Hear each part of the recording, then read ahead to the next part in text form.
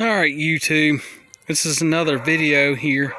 This Durango here, and I'm trying to mock stuff up a little bit, and I'm going to have to straighten this frame some more because our radiator support is not quite bolting up. This side is, like I figured, is not bad, but this side over here is definitely going to need some more work. So we're going to straighten this frame out a little bit more, get this radiator support bolted up, and hopefully we'll be able to see what's what, because we got to be able to get that straightened out. But our hood, it's not, terrible, but it looks a lot better than what it did. We still got to get rid of this gap back here, and we got a gap down here. Yep, we got to straighten out. But this is caused from this radiator support sitting a little too high, and it's sitting too high because this frame down here, right up in here, is bent up just a little bit.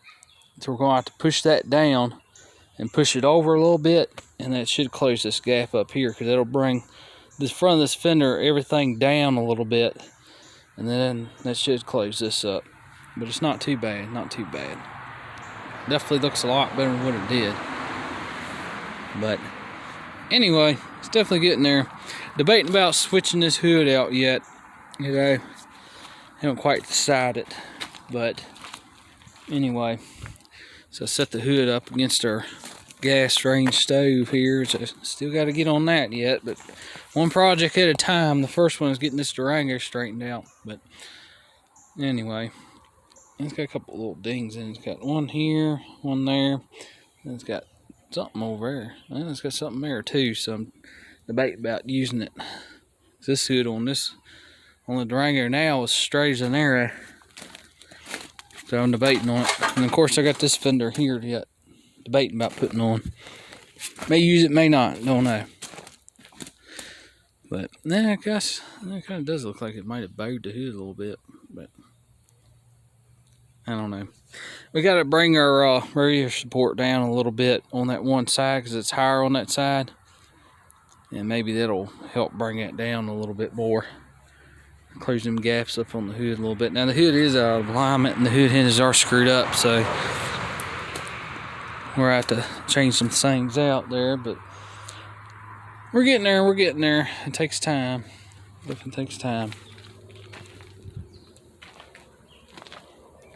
But I'm just glad I got a fender on it now, and it ain't bolted up completely yet. I just got a couple bolts just holding it on right now, and it's getting there.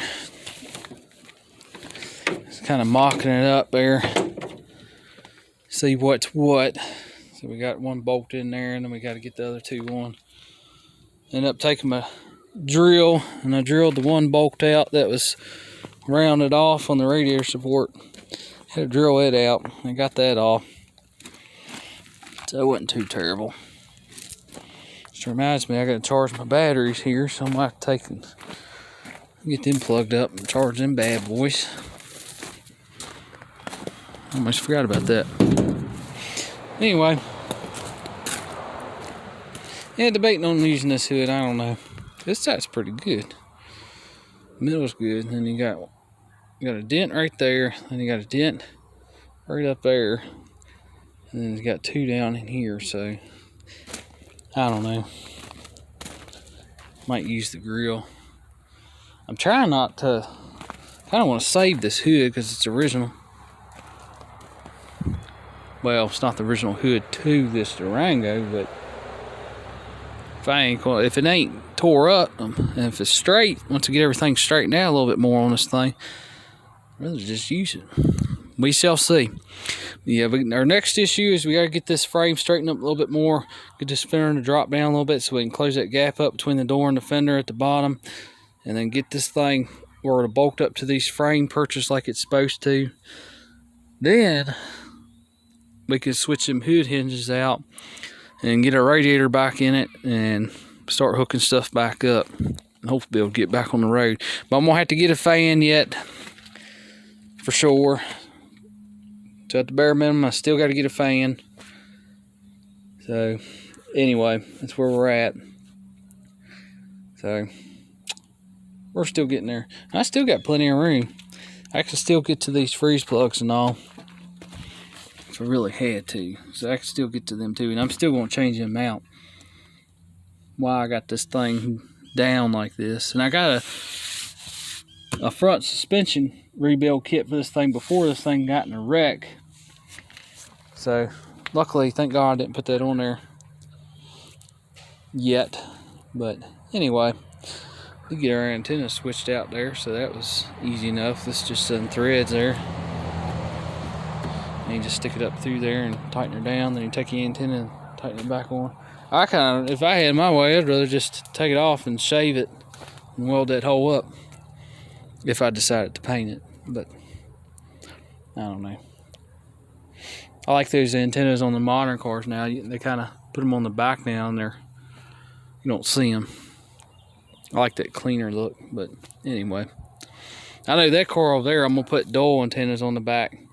I like that look. They look cool as heck. But whenever I get to that point, yeah, I gotta get this Durango done, get this project done.